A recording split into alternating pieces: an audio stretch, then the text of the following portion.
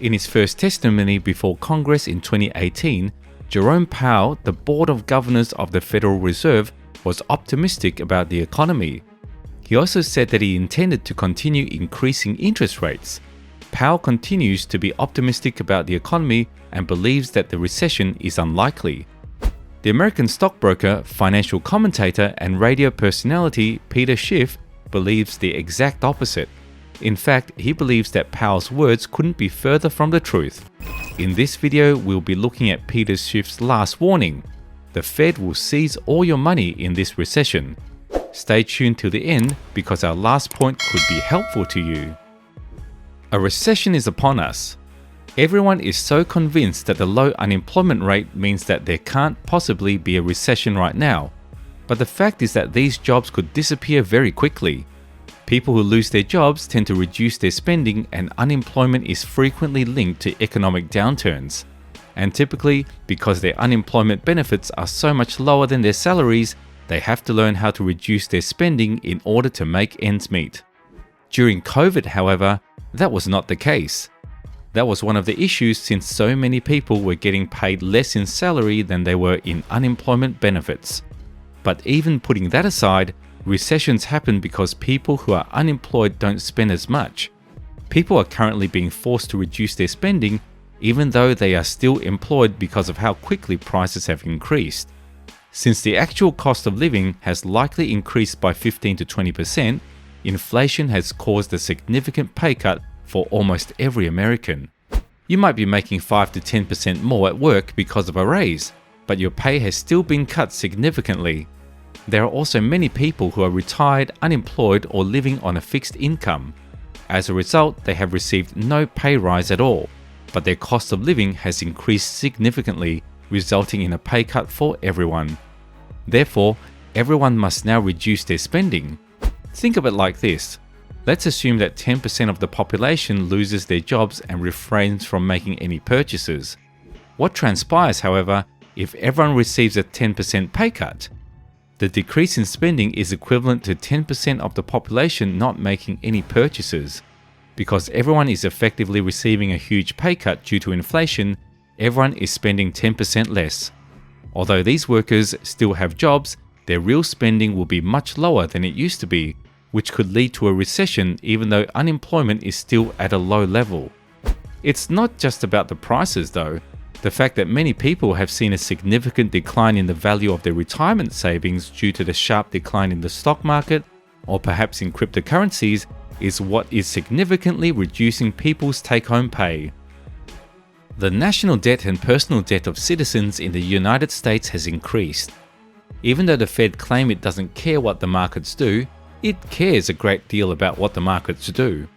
According to Peter Schiff, it's a whole different world. Just because the economy could survive 5% interest rates when we had a relatively small amount of debt to service doesn't mean the economy can also survive 5% interest rates when we have a mountain of debt to service, both in the private and public sectors. But nonetheless, this 75 basis point rate hike is the biggest interest rate hike in 28 years. Schiff believes that both investors and consumers have unrealistic expectations, which will be revised upwards as they come face to face with reality.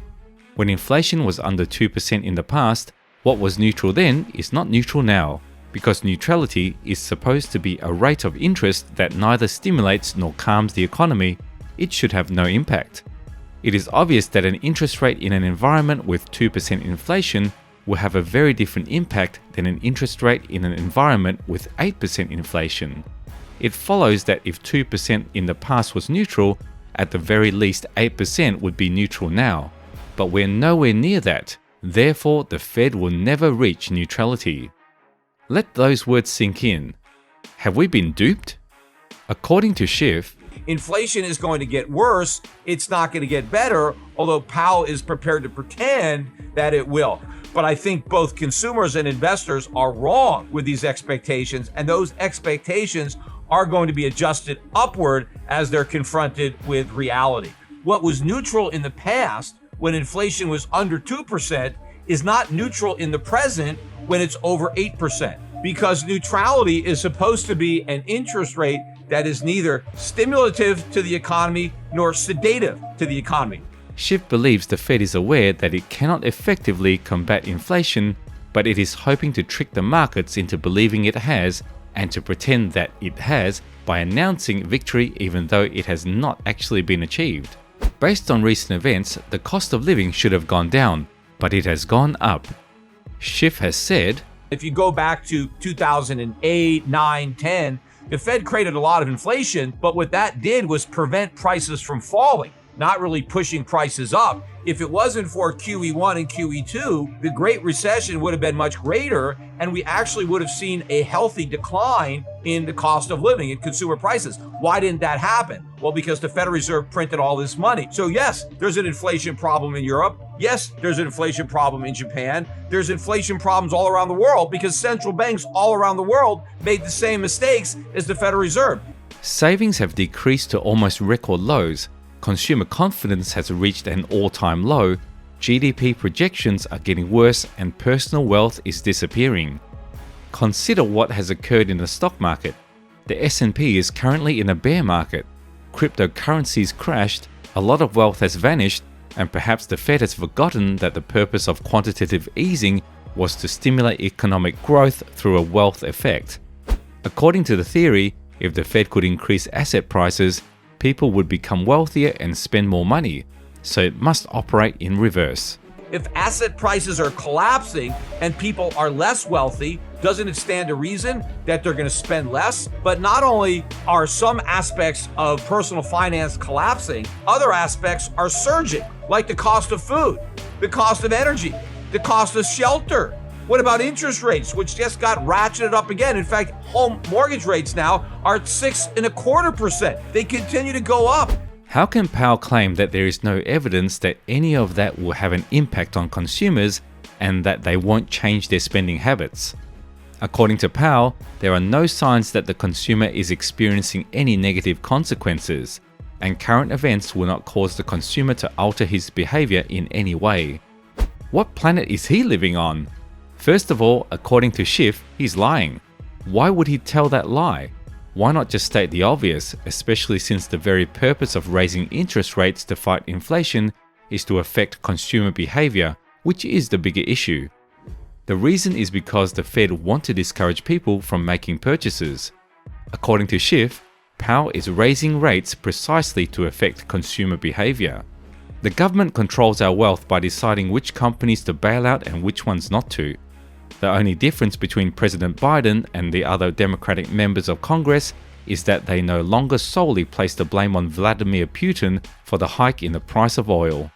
They are really attempting to place the blame on domestic oil companies, specifically ExxonMobil.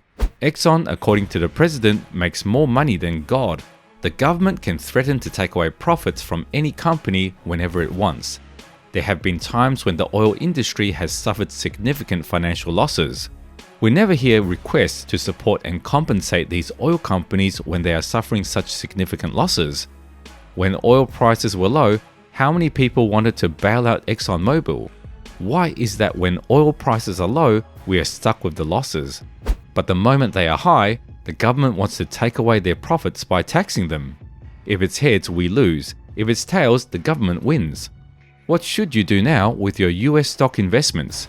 He says that you should restructure your domestic stock portfolio with conservative, dividend-paying international firms that would yield currency appreciation and keep you away from the falling dollar and immune to any desperate measures or political games the US government may turn to as the economic situation worsens.